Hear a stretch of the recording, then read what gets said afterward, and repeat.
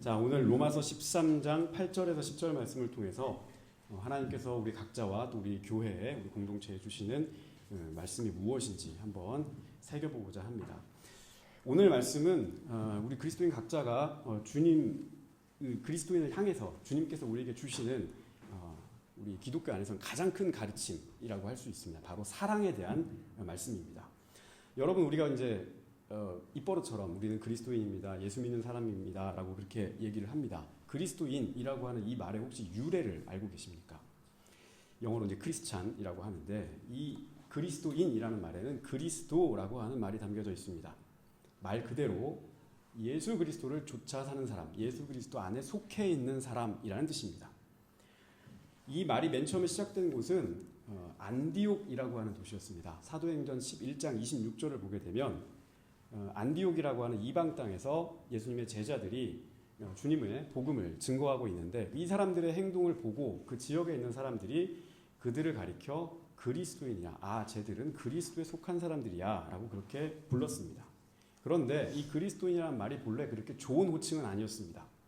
왜냐하면 이 사람들이 활동했던 곳은 그리스도라고 하는 말은 주인, 메시아라는 뜻인데, 이 사람들이 활동했던 지역은 그 지역의 주인이 로마의 황제였기 때문입니다. 황제가 세상의 주인이고 눈에 보이는 제국의 권력이 세상의 진정한 힘이고, 그 힘으로 우리가 구원을 받는다라고 생각하는 그 시절에 어디 이름도 없고 빛도 없는 저런 듣보잡 나사렛 촉구석에서 나온 예수라고 하는 청년을 메시아요 그리스도로 믿는 사람들이라는 말은 그렇게 칭찬이라기보다는 약간 좀 무시와 경멸에 가까웠던 말입니다. 오늘날로 바꿔서 말을 하면 아유 저 예수쟁이들, 뭐 이런 표현입니다. 아유 저 그리스도 믿는다고 하는 저런 놈들 하는 그런 조롱하고 무시하고 경멸하는 의미가 그 그리스도인이라는 말에 담겨져 있습니다. 이러한 어떻게 보면 세상의 시련과 박해를 그 이름 가운데 받고서 활동했던 사람들, 그럼에도 복음의 가치를 알고 예수님이 우리의 구원자라고 하는 그 복음을 증거했던 그 사람들이 바로 우리 그리스도인이었습니다. 예수님 당시나 그리고 초대교회 시절이나 그리고 지금까지도 우리 그리스도인들에게 변치 말아야 할 아주 중요한 요소가 한 가지가 있습니다. 우리의 믿음이 깊든 그렇지 않든, 예수를 이제야 믿었든 아니면 오래전부터 믿어왔든 그것과 상관없이 내가 예수에 속한 사람이라고 하면 깊게 생각하고 묵상하고 우리 마음에 새기고 또 내 삶에서 행동으로 옮기기 위해서 부단히 노력해야 될 요소입니다. 바로 오늘 말씀에 나타나 있는 사랑입니다. 성경은 사랑을 크게 세 가지로 이야기합니다. 첫 번째는 우정과 같은 사랑, 필리아라고 하는데요. 우정에 해당하는 그런 사랑이 있습니다. 무엇을 좋아한다. 영화 좋아하는 사람을 갖다가 그 잡지도 있죠. 시네필이라고, 그 필리아라고 하는 말입니다. 즐겨한다. 무엇을 좋아한다라고 하는 뜻입니다. 이 말은 친구와 친구 사이의 우정, 그리고 형제와 자매 사이에, 형제 사이의 우애를 나타내는 그런 말이기도 합니다. 서로 동등한 관계에서 주고받는 겁니다. 두 번째로 에로스가 있습니다. 이 말은 여러분도 잘 아실 겁니다. 내가 누군가를 갖다가 좋아하는 사람이 있고 애정을 가지고 있는 사람이 있고 그 사람에 대한 어떤 욕망이 막 들끓을 때 우리는 그것을 사랑한다라고 얘기를 하죠. 연애 대상이나 결혼 대상을 찾을 때 나타나는 그런 감정, 이런 사랑이 바로 에로스입니다. 우리의 감정을 건드리고 정서를 건드리고 또 어떤 육체의 만족을 관장하는 이 사랑이 바로 에로스인데, 이 에로스는 마치 석유난로와 같아가지고 금세 타올랐다가 또 금세 식기도 합니다. 그리고 이 에로스는 다소 자기의 감정, 자기의 마음 이런 거에 집중을 하다 보니까 사랑이 이타적이지 않고 자기중심적인 어떤 그런 성격이 있습니다. 마지막 세 번째로 아가페가 있습니다. 이 아가페의 사랑은 나머지 두 가지의 사랑보다는 조금 더 차원이 높은 사랑입니다. 내가 사랑하는 사람을 위해서 내가 나를 좀 희생할 줄 아는 사랑, 이것이 바로 아가페의 사랑입니다. 자식을 위해서 부모가 자기의 많은 것들을 희생하고 섬기죠. 이런 헌신적인 부모의 사랑을 아가페라고 이야기할 수 있습니다. 성경에서는 우리를 위해서 대신 십자가를 지신 예수님의 그 헌신적인 사랑, 죽지 않아도 되실 분이 우리를 대신해서 십자가의 죽음의 길을 택했던 그 사랑이 바로 아가페의 사랑입니다. 나보다 남을 더 높게 세워주고 그를 더 하나님 앞에서 높여줄 수 있고 내가 그의 발판이 되어줄 수 있는 그런 결단의 마음, 이것이 바로 희생의 사랑이고 아가페의 사랑입니다. 그렇다면 우리 그리스도인들이 따라야 하는 사랑은 이 세 가지 중에 어떤 것일까요? 어떤 것이겠습니까? 셋 다 중요합니다. 셋 다 중요합니다. 셋 다 중요합니다만 그러나 우리가 최종적으로 도달해야 하는 사랑의 단계는 바로 아가페의 사랑입니다. 예수님께서 자신을 들여서 우리를 구하시려고 했던 이 사랑, 그 사랑에 감격한 마음이 있는 사람들은 그 사랑을 가지고 이제 내 옆에 있는 형제와 자매를 위하여 내 사랑하는 사람들을 위하여 봉사하고 헌신하고 그렇게 아가페의 사랑을 실천할 수 있어야 한다는 말씀입니다. 오늘 본문에 나타나는 로마서 13장 8절에서 10절에 나타난 이 사랑이라는 말도 모조리 다 아가페입니다. 로마에 여러 교회가 있었는데 이 교회에 보낸 이 편지에서 바울은 간곡하게 말합니다. 서로 사랑하라. 서로 사랑하라. 이 말, 여기서 말하는 사랑이 그냥 입으로 하는 그냥 서로 사랑합니다, 사랑합니다 이런 입 바른 소리로 하는 게 아니라 그 마음에 사랑이라는 그 단어 안에 마음을 담아서 간절한 마음을 담아서 권면합니다. 예수님께서 핏값으로 이 교회를 세우고 너희들을 사랑하셨던 것처럼 너희들끼리도 마음을 담고 영혼을 담고 그 심령을 담아서 이웃을 사랑하고 주 안에서 형제와 자매된 너희들끼리 서로 사랑하라라고 하는 말씀입니다. 이런 사랑은 물론 쉽지 않습니다. 우리의 본성을 거슬러야 하는 그런 어려움도 동반을 합니다. 그러나 믿음 생활에는 언제나 그렇듯이 처음부터 배부를 수가 없죠. 첫 술에 배부를 수가 없습니다. 믿음 생활은 언제나 그렇듯이 늘 시험이 있고 그 단계마다 훈련이 필요합니다. 우리가 처음부터 이웃을 잘 사랑할 수 있는 그런 넉넉한 마음, 그런 따뜻한 마음, 그런 마음으로 처음부터 태어났더라면 이 말씀이 그렇게 우리에게 다가오지는 않았을 겁니다. 이 말씀이 별로 우리에게 그렇게 효력 있는 말씀은 아닐 겁니다. 각자가 타고난 품성이 다양하고 살아가는 방식도 다양하고 또 삶의 지향점도 다 다른 사람들이 예수 그리스도를 내 구주로 믿는다라고 하는 그 신앙 고백 하나로 모여서 함께 예배드리고 함께 떡을 떼고 함께 잔을 나누고 그런 신앙의 공동체를 이뤘을 뿐입니다. 지내다 보면 당연히 다른 점들, 차이점들이 계속 드러내기 마련입니다. 초대교회 성도들도 마찬가지였습니다. 초대교회 성도들, 교회가 처음 세워졌을 때부터 이런 차이로 인해서, 이런 다른 걸로 인해서 갈등이 있었고 미움이 있었고 분열이 있었죠. 초대교회 사람들은 우리와 비교해 봤을 때 그 신앙이 굉장히 깊은 사람들이었습니다. 그 사람들 중에는 예수님을 직접 만났던 사람들도 있었고 예수님을 직접 목격했던 사람들도 있었고 예수님과 세대 자체가 가까웠기 때문에 그분의 생애, 그분이 어떤 모습으로 이 세상을 사셨는지, 그분의 죽음이 어떠했는지, 그분의 사랑이 얼마나 한없었는지, 그분이 누구와 함께 했는지, 그분이 무엇을 얘기했는지, 그분이 어떻게 치유하셨는지, 그분이 무엇을 가르쳤는지, 그분의 헌신이 어땠는지, 사랑이 어땠는지 그 가치를 누구보다도 실감나게 절절히 알았던 사람들입니다. 그렇기 때문에 자기 위험을 감수하고 목숨을 내놓고서라도 예수를 믿었던 겁니다. 그런 사람들도, 그런 믿음이 있었던 사람들 사이에도 부족함이 있었고 그 사람들이 모여있는 공동체도 단단하게 하나로 묶이지 못하고 뭔가 느슨하고 또 과열되고 때로는 연약함이 드러나는 그런 장면들을 우리는 성경을 통해서 볼 수가 있습니다. 그러한 문제가 발생했을 때마다 사도들이라든지 다른 교회의 모든 지도자들, 영적으로 깨어있는 사람들이 한 목소리로 답을 줬는데요. 그 답이 바로 무엇이었냐? 사랑입니다. 사랑이야말로 그 문제를 봉합할 수 있는 최고의 해법입니다. 사랑이야말로 하나로 그리스도의 몸을 만들어갈 수 있는 최고의 해결책입니다.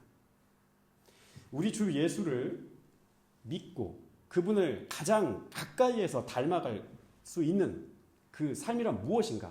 그것은 바로 사랑하는 삶입니다.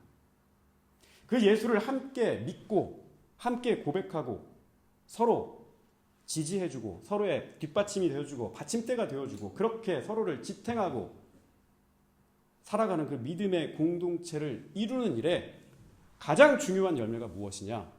바로 사랑입니다. 오늘 바울은 우리에게 서로 사랑하라라고 하는 말을 무엇처럼, 이웃에게 무엇처럼 하라고 했습니까? 빚 갚는 것처럼 하라고 그렇게 말씀했습니다. 빚진 자처럼 내 이웃에게 사랑에 빚진 것 외에는 다른 빚을 지지 말라. 빚을 갚아야 하는 사람처럼 상대를 사랑하라고 그렇게 말씀합니다. 여러분, 빚을 지면 빚을 갚아야 하죠. 빚 안 갚고 토끼면 이거 비속어인데 도망가면 나쁜 놈. 빚을 지면 갚아야 합니다. 마음이 무겁죠. 뭔가 덜어내야 합니다. 마치 내가 누군가에게 빚을 진 사람처럼 상대에게 먼저 사랑하라. 먼저 사랑을 베풀어라. 먼저 주어라. 라고 오늘 바울은 말씀합니다. 좋은 친구 찾고 싶으시죠? 나에게 좋은 동료가 있었으면 좋겠고, 아직 결혼 안 하신 분들은 좋은 배우자가 있었으면 좋겠고, 그런 사람들을 찾기 이전에 먼저 좋은 친구가 되어주시고, 좋은 배우자가 되어주시고, 좋은 상대가 되어주십시오. 내가 먼저 그 사람에게 좋은 친구가 되고, 좋은 사람이 되고, 좋은 배우자가 돼주는 겁니다. 내가 먼저 그 빚을 갚아주는 겁니다.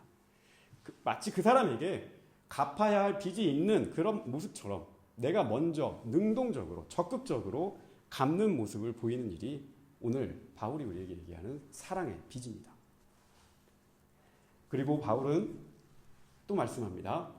이런 사랑을 할 줄 아는 사람이야말로 율법을 완성한 사람이라고 그렇게 말씀합니다. 제가 몇 번 말씀을 드렸는데 율법은 하나님께서 우리와 함께 거하겠다라고 하는 일종의 약속입니다. 내가 너와 함께 할 테니 너는 이 정도는 나의 법을 지키렴 하고 우리에게 주신 겁니다. 하나님께서 우리를 사랑하셔서 이것은 내가 너를 마음대로 할 수 없는 거니까 너가 이렇게 하는 것이 내 뜻에 맞게 잘 사는 거야. 서로서로 두루두루 잘 사는 거야 해서 몇 가지 금지들도 내세웠고 이것들도 해라 라고 하지 말라 해라 이런 법령들이 그 율법에는 들어가 있죠. 그런데 이 율법의 근본에는 우리를 향한 하나님의 사랑이 담겨 있는데 이 마음을 쏙 빼놓고 하나님의 마음을 버리고 그 율법에 나타나는 조항들만 쪽쪽 뽑아가지고 그걸로 지켰냐 지키지 않았냐 이것만 따지기 시작을 하면 그 사랑의 마음으로 출발했던 율법이 상대를 정죄하고 상대를 판단하는 그런 날카로운 칼이 될 수 있다는 겁니다. 그래서 율법과 율법주의를 여러분 구별하셔야 합니다. 제가 말씀드린 두 번째 말하는 것은 율법주의를 얘기하는 겁니다. 예수님께서도 이 바리새인들이 외식한다고 해서 되게 많이 뭐라고 하셨는데 이 바리새인들을 향한 예수님의 비판의 목소리가 이 율법주의 때문에 그랬던 겁니다. 사람을 살리고 사람의 숨통을 터줘야 할 하나님의 구원과 하나님의 사랑이 담겨있는 이 율법을 갖고 오히려 더 사람을 더 못살게 굴고 더 옥죄고 뭘 하지 못하게 하고 자꾸 그런 식으로 금지를 하니까 율법의 알맹이는 본질은 다 내팽겨 쳐버리고 껍데기만 가지고 사람들을 이거 하지 마 저거 하지 마 이거 율법에 벗어났어 이렇게 살지 마 모든 금지를 만들어낸 겁니다. 그래서 예수님께서 마태복음 5장 17절에 내가 율법이나 선지자를 폐하려 온 것이 아니고 완성하러 왔다라고 그렇게 말씀하셨습니다. 무슨 말씀입니까? 예수님은 그 율법 가운데 담겨져 있는 하나님의 크나큰 사랑, 그 사랑을 통해서 율법을 더 온전하게 하고 본래 하나님께서 주셨던 그 마음의 그 원뜻을 복원하고 싶으셨던 겁니다. 오늘 말씀도 마찬가지입니다. 율법은 또 여러 가지 법은 하지마가 참 많습니다. 이것저것 하지 말라. 그런 얘기를 들으면 좀 성격이 조금 괴팍하신 분들은 반항을 하기 시작하죠. 아 귀찮아 이러면서 저 같은 사람 반항심이 막 자동으로 들죠. 그런데 이 하지 말라라고 하는 이 마음의 바탕에 그 사람을 진정으로 사랑하는 마음, 생각하는 마음, 이것이 있어야 그 말에 힘이 있는 건데, 이 마음, 사랑하는 마음을 우리가 이해를 한다라고 하면 하지 말라라고 하는 것도 잘 받아들일 수 있게 되는 겁니다. 13장 9절 말씀 오늘 보면 여러 가지 금지를 바울이 말을 합니다. 뭐 간음하지 말라, 살인하지 말라, 도적질하지 말라, 탐심 품지 말라. 이 모두가 다 10계명에 나오는 그 내용인데, 이 계명들만 가지고서 하지마 이렇게 얘기하는 게 아니라 바울은 이 계명을 다 통틀어서 담을 수 있는 큰 봉투 같은 것이 하나 필요하다.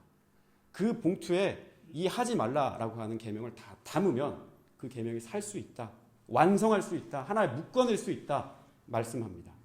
온전한 묶음이 될 수 있는 그 계명, 그것이 바로 사랑입니다.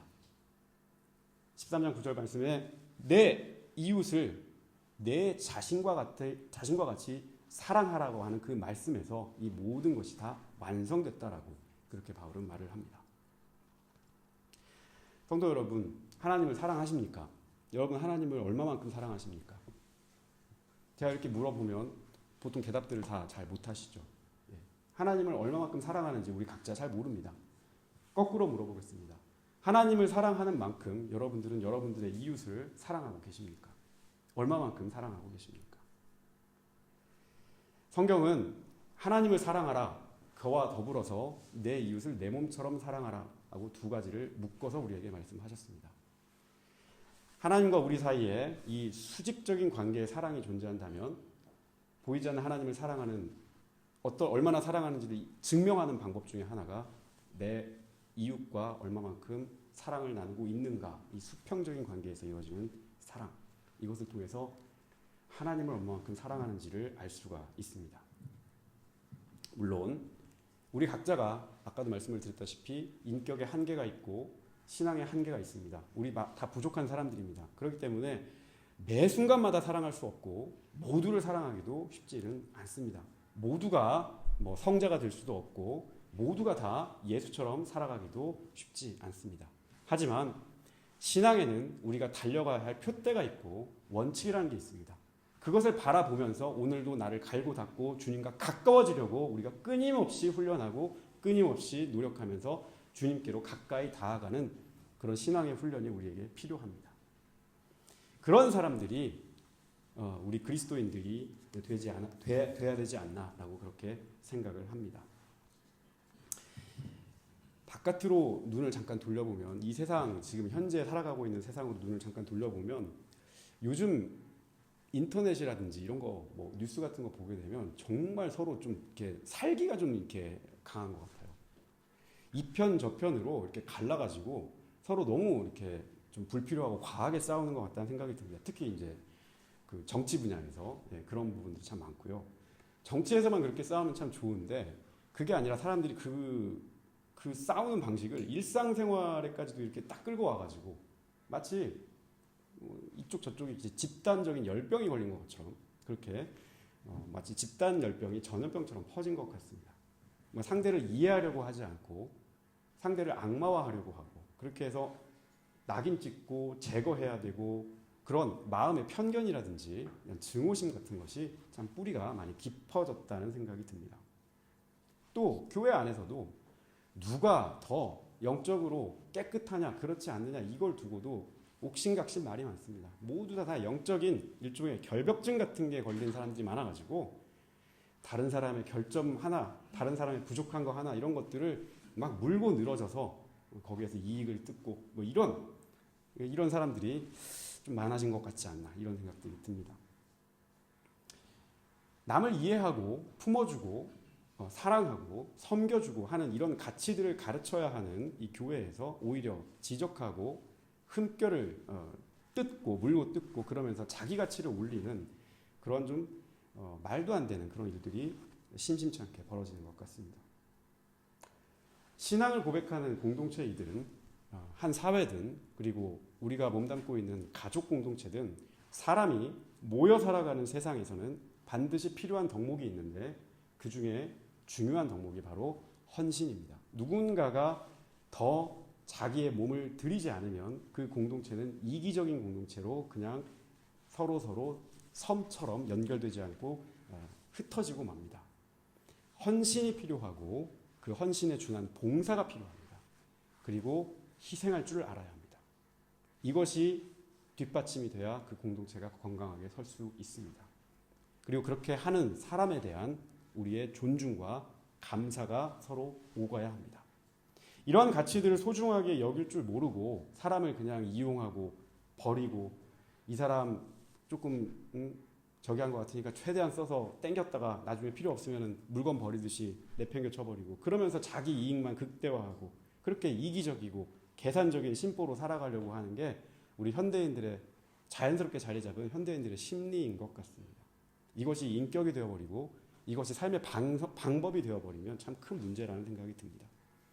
그러니 교회에서 아무리 섬기세요, 헌신하세요, 희생하세요, 사랑으로 베푸세요 라고 얘기를 해도 밖에 나가면 그런 것들과 부딪히기 때문에 항상 그 가치에 부딪히시죠.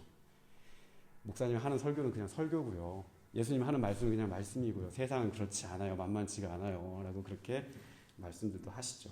실망스러우시죠. 내가 그렇게 살아본들 누가 나의 그 가치를 알아주기라도 하나? 누가 그 부족한 부분들을 채워주기라도 하나? 누가 그렇게 사람들이 존중하기라도 하나? 그렇게 안타까운 아쉬운 그런 마음도 드실 겁니다. 뭐 나라고 성격이 없어서 그렇게 못하나? 응? 내가 예수만 안 믿었어 봐야지. 막 이러면서 그런 마음이 들 때도 있겠죠. 움찔움찔하고 막 울컥울컥한 그런 순간들도 있으실 겁니다. 근데요, 가만히 한 번만 더 그 속을 들여다보면 그렇기 때문에 그런 세상 가운데서 더 빛나는 그리스도인들이 더 필요한 시대가 지금 시대인 것 같습니다. 그래도 조금은 예수 믿는 사람들이 다른 가치관과 다른 삶의 방식을 가지고 살아야 되지 않나. 다른 철학을 가지고 살아야 되지 않나. 다른 삶의 가치관을 갖고 살아야 되지 않나. 막 겉으로 이렇게 자랑하고 드러내고 그렇게 살려고 한 게 아닙니다. 보이지 않아도 묵묵하게 자기에게 주어진 그 자리에서 주님께서 나에게 주신 은혜와 주님께서 나에게 주신 사랑의 마음을 작게나마 실천하는 그런 사람들이 곳곳에 버티고 있어야 하지 않나라는 생각을 합니다. 그래야 이 세상은 최악으로 내달리지 않을 것 같습니다. 근데 이 저지성까지 무너지면 그때는 정말 답이 없습니다. 우리 공동체도 마찬가지입니다. 보이지 않는 곳에서 마음을 쓰고 기도하고 애쓰는 그런 모든 지체들의 헌신이 모이고 그런 사람들의 마음이 모이고 사랑이 모여서 일종의 탑을 쌓아가듯이 차곡차곡 그런 마음들을 쌓아갔을 때 이 누적층이라는 게 이게 저력이 되는 겁니다. 흔히 하시는 말씀들이 있죠. 교회에는 기도의 탑이 쌓여야 한다고. 교회에는 성도들의 기도의 탑이 쌓여 있어야 한다고 그렇게 말을 합니다. 기도할 때 자기의 시간을 드리고 자기를 위해서도 기도하지만 남을 위해서도 중보하면서 그 사람의 형편을 다시 한번 들여다보고 내 마음을 쓰고 그분에 대한 사랑의 마음을 다시 한번 다지고 또 때로는 인내하고 기다리고 이해하려고 하고 그래도 하나님께 감사하는 그런 시간이 켜켜이 쌓여야 그 다음에 오는 어려움에도 쉽게 무너지지 않는 그런 교회의 저력이 만들어지는 겁니다. 그 마음에 가장 밑바탕에 무엇이 있어야 하겠습니까, 여러분? 거기에는 사랑이라는 마음이 있어야 하는 겁니다. 개인적으로 저는 매일 기도하면서 그리고 매일마다 하나님께 간구하는 게 있습니다. 저부터 많이 부족하고 모자랍니다. 저는 정말 인격의 하자가 많은 사람인데요. 성질이 일단 급해요. 그리고 뭐가 잘 안 됐을 때 직선을 딱 갔을 때 기다리지 잘 못하고 막 들이받습니다. 이런 성격이 있는 아주 모자란 그런 성격의 소유자입니다. 그런데 저부터 정말로 그리스도인답게 살고 싶습니다. 저부터 먼저 하나님의 사람으로 서고 싶습니다라고 날마다 기도합니다. 그렇게 그 순간순간마다 하나님 물어가면서 하나님의 인격에 점점 예수님의 인격에 점점 닮아간 사람이 되고 싶습니다라고 늘 기도합니다. 그리고 또 기도합니다. 제가 맡고 있는 우리 프라이브교회 하나 되는 우리 한인교회 모든 성도님들이 각자의 자리에서 그리스도인답게 예수 믿는 사람답게 그리고 하나님께서 선택하신 하나님의 자녀답게 예수님의 뒤를 따라가는 예수님의 제자답게 점점 더 그런 사람들로 바뀌어가기를 그렇게 늘 기도합니다. 오늘 말씀의 출발은 사랑이었습니다. 그리고 오늘 말씀의 종착지도 사랑입니다. 예수님께서는 우리에게 서로 사랑하라. 너희가 서로 사랑의 빚 외에는 다른 빚을 지지 말라라고 그렇게 말씀하셨습니다. 사랑할 수 있을 만한 것을 사랑하면 그것을 우리는 사랑이라고 부르지 않습니다. 사랑할 수 없어 보이는 것까지도 사랑할 수 있어야 비로소 그때야 사랑이라고 얘기할 수 있습니다. 인내할 수 없고 참을 수 있는 것을 참아내는 걸 가지고 우리가 인내라고 이야기하지 않습니다. 인내할 수 없는 것을 참아내는 믿음, 그걸 비로소 주 안에서 인내했다라고 우리가 말할 수 있습니다. 기뻐할 수 없는 일까지도 기뻐할 수 있어야 주 안에서 항상 기뻐하는 그런 사람이 될 수가 있습니다. 우리 성도 여러분, 사랑의 마음은 아까도 말씀드렸다시피 내가 먼저 적극적으로 먼저 주고 다가가는 일입니다. 여러분이 먼저 상대에게 좋은 사람이 되어 주시기를 바랍니다. 나를 사랑하는 사람이 있었으면 좋겠다라고 그렇게 간구하셔도 좋습니다만 먼저 그 사람에게 사랑받을 그런 사람이 되어 주시기를 바랍니다.